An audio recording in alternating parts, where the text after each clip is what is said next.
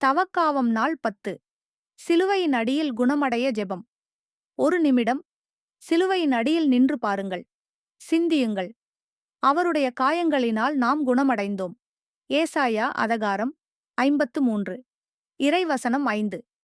சிலுவையில் அறையப்பட்ட ஆண்டவரே இயேசுவே, இன்று உமது சிலுவையின் அடியில் நான் நிற்கிறேன்.